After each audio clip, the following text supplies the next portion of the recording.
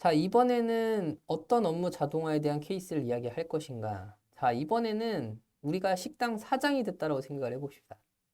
식당 사장이 됐으면은 매출을 정리하는 매출표가 있을 거예요. 그래서 저는 요 가상의 매출표를 가지고 왔고요. 가상의 매출표를 가지고 왔을 때 어떤 시나리오를 다 해볼 거냐면 이 매출표에 대한 지금 19일까지 내가 장사를 했다라고 치고 7월 19일까지 장사를 해서 매출표가 다 적혔고 이거에 대한 통계를 낼 건데 자, 물론 엑셀의 기능을 이용하면 여기 있는 합을 바로바로 넣을 수 있게 여기다 함수를 적용을 할 수가 있어요. 근데 셀에다가 함수 적용하면 무슨 문제가 생기냐면 다음 날이 2024년 7월 20일에 데이터가 추가가 됐을 때 그거에 대한 대응이 어렵습니다. 함수 위치로 옮겨야 되잖아요. 이런 것들이 굉장히 귀찮기 때문에 그거를 없앨 수 있는 앱스 스크립트 케이스를 하나 보여드릴 거고 자, 여기에 더해서 요거를 버튼화를 했습니다. 근데 이런 버튼은 원래 앱스 스크립트가 없죠. 그래서 요거 만드는 거, 그 다음에 이거 만들어서 적용을 하는 법. 자, 다 어디 있다고요? 요 책 안에 다 들어있습니다. 그래서 이 책을 보고 공부하시면 돼요. 일단 케이스를 한번 보도록 하죠. 매출 관리에서 요 합산을 누르게 되면 이 아래에 노란색으로 숫자들이 쭉 들어가게 되고요. 이거는 다 앱스 스크립트로 한 겁니다. 여러분은 이걸 가지고 이제 정리만 하시면 되는 거고요. 매출 합산이 맞는지도 확인을 해보겠습니다. 틀리게 계산했을 수 있잖아요. 정확하게 같은 계산식이 들어갔고요. 그래서 여기에 요 계산식이 마지막 위치에 들어갔는데 만약에 내가 다음날 매출이 추가가 됐다. 예를 들어서 내가 20일날 매출이 추가가 됐다. 그러면 이제 이걸 어떻게 하실 거예요? 또 함수를 옮길 수 없는데 얘는 그냥 요 버튼만 딸깍 누르면 바로 그 아래에 계산이 된다. 그래서 굉장히 좋고요. 그 다음에 다른 버튼도 제가 만들었죠. 일별 합산 계산을 하고 싶을 수도 있어요. 자, 7월 1일에 내 매출이 얼마인지 보고 싶을 수 있습니다. 그럴 땐 여기 열에 추가가 되겠죠. 자, 이것도 마찬가지로 제가 추가를 해놨고요. 이렇게 계산이 쭉 되는 걸 볼 수가 있습니다. 마지막 총 합계까지 다 계산해 줄 수 있는 거 볼 수 있고 자, 여기에서 요 서식이나 이런 것도 당연히 앱스 스크립트로 할 수 있는데 제가 지금 서식까지는 하지는 않았어요. 서식은 여기서 이제 버튼만 딸깍해도 할 수 있는 거라서 제가 거기까지는 하지 않았는데 이런 것까지도 다 할 수가 있다. 그래서 앱스 스크립트의 가능성을 볼 수 있는 첫 번째 케이스였다라고 할 수 있고요. 그럼 두 번째는 뭐냐? 좀 이쁘게 만들어 놓고 얘기를 좀 할게요. 이렇게 이쁘게 만들어 놓고 나서 근데 여러분이 이제 사장이 됐다라고 생각을 했을 때 이런 생각이 들 수가 있어요. 내가 한 건 알겠어. 근데 이거에 대한 보고서 메일도 받고 싶은데 보고서 메일을 써야 됩니다. 근데 보고서 메일을 어떻게 쓸 거예요? 손으로 쓸 겁니까? 놀랍게도 챗 GPT API와 구글 앱스 스크립트를 종합을 하면 보고서 메일을 알아서 써서 받을 수 있게 됩니다. 불러볼게요, 제가. 지금 누르면 스크립트 실행 중이라는 말이 나오고 API, 챗GPT API, 여러분 API라는 용어는 전혀 몰라도 돼요. 이 책에서 그냥 쉽게 설명을 해줄 거고 쉽게 말하면 그냥 이 데이터를 챗GPT에다가 보내가지고 그 녀석한테 보고서 메일을 쓰라고 합니다. 그래서 500자 내로 쓰라고 하고 저는 그거를 제 메일로 받을 거예요. 그냥 그뿐이에요. 이제 메일이 왔나 한번 보겠습니다. 세일즈 데이터 서머리한 메일이 왔죠? 자, 지금 메일이 왔습니다. 500자 내로 정리한 결과 메일이 왔습니다.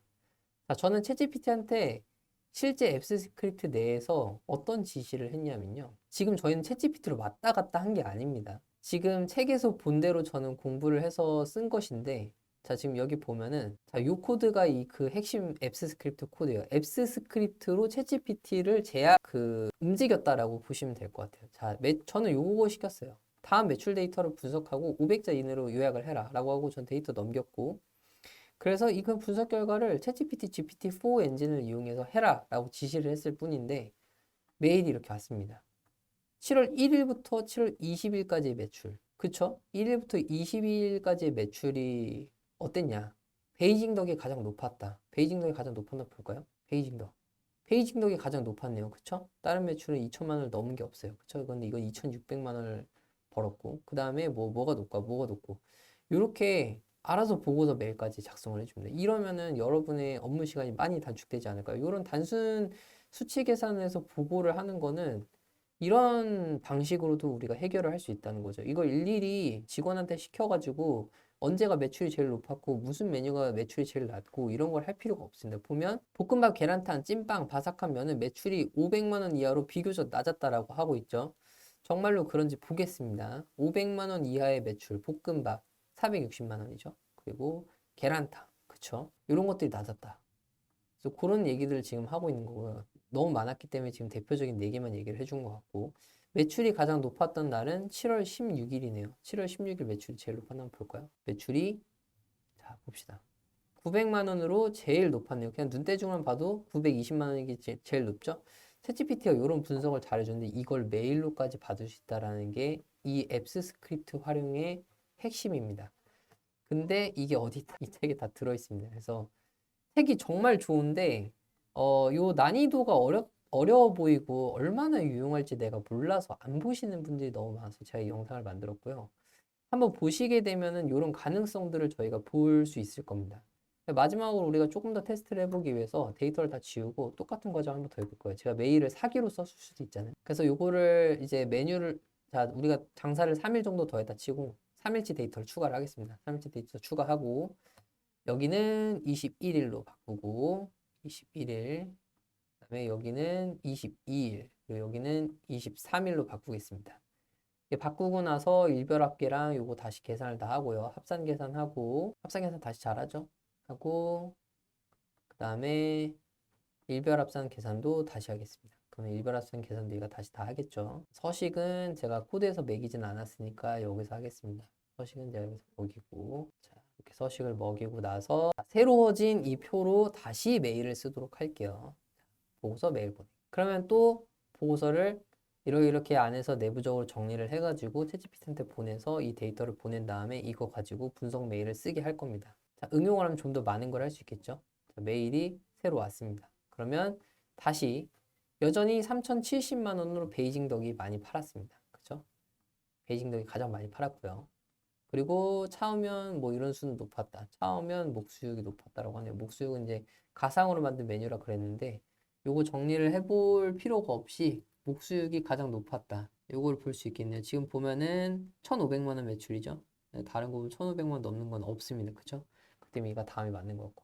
이렇게 잘 쓸 수가 있다. 그래서 화요일에 가장 매출을 기록했으면 특별한 패턴 없어. 전체 매출은 약 18억 1,900만 원. 그쵸? 18억 1,900만 원. 18억이 아니라 1억 8,900만 원.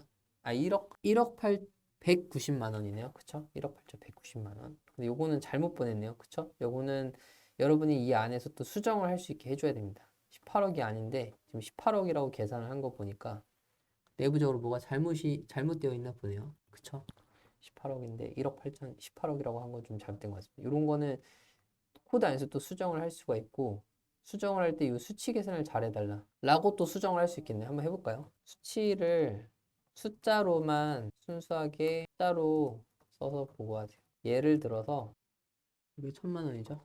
이게 1억 여긴 원은 1억이라고 하지 말고 1라고 표현해 주세요. 라고 저는 프롬프트를 수정을 했습니다. 이렇게 하고 이제 메일을 다시 보내면 숫자 오류는 없겠죠. 이런 과정까지도 다 해볼 수 있다는 겁니다. 그럼 얘가 이제 이렇게 줄이지 않고 숫자는 순수하게 숫자로만 보고를 하겠죠. 의도한 대로 잘 됐다면요. 자, 메일이 온 걸 확인을 하고 자, 이렇게 순수하게 숫자로만 보고가 되었죠. 이렇게 되면 오류가 없어집니다. 훨씬 더 보고서는 깔끔해졌죠. 이런 과정들을 해볼 수 있게 책이 다 준비되어 있으니까 반드시 책 사서 한번 보시고요. 저는 이거를 여러분들이 많이 해봤으면 좋겠습니다. 업무 자동화 개선할 부분들이 굉장히 많은데 워낙 케이스가 다양하고 하다 보니까 공부를 하면 여기저기 쓸 때가 많을 거예요. 그래서 이런 걸로 여러분들 업무 효율성이 많이 늘었으면 좋겠습니다.